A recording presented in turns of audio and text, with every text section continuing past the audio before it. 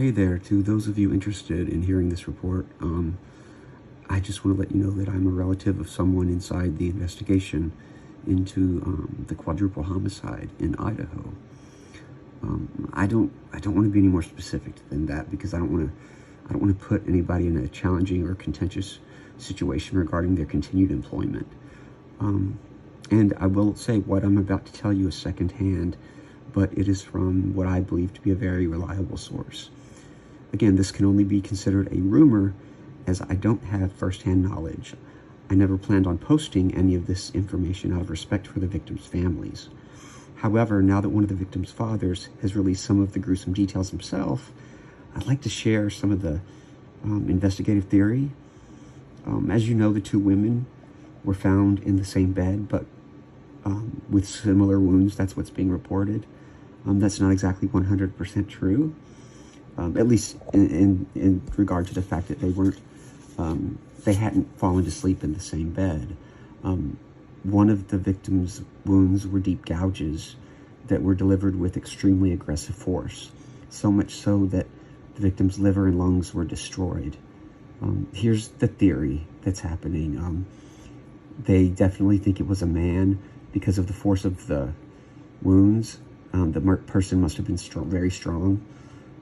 They think the man came into the room after doing what they did on the second floor. They went upstairs. The person cleanly and quietly unalived the first victim. The second victim awoke and tried to run. The man, they believe that the man possibly grabbed her, and she screamed loudly, apparently.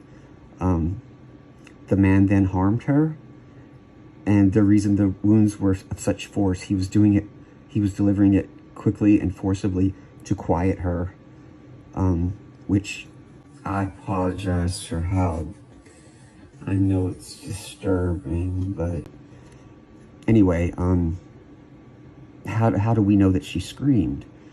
Because 3 individuals reported hearing a scream between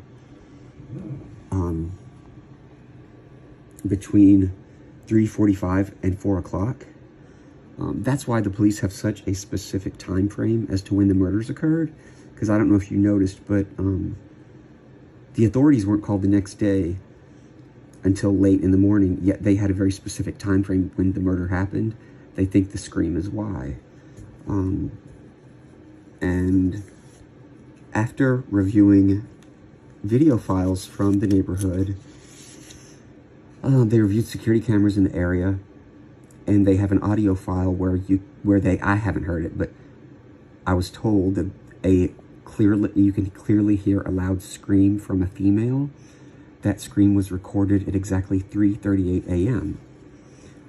Neighbors say they didn't call the police because they said there's often loud noise coming from the house.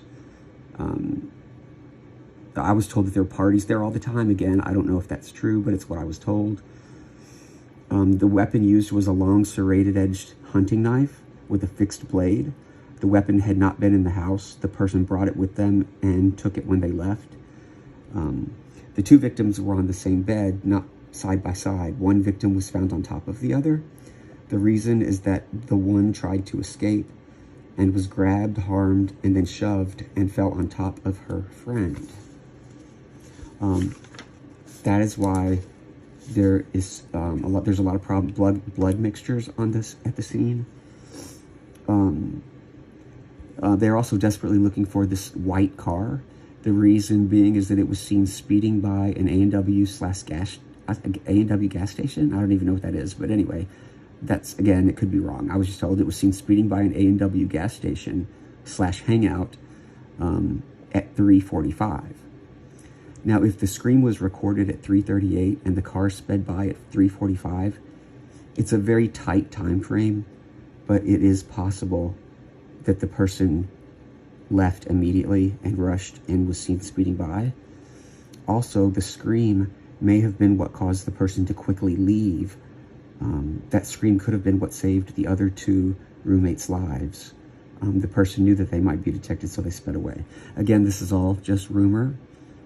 Take it for what it is. I just pray for these young people. I hope they rest in peace and that their families can find peace after this horrible crime. And I hope that the person who committed it can be brought to justice. Thanks a lot.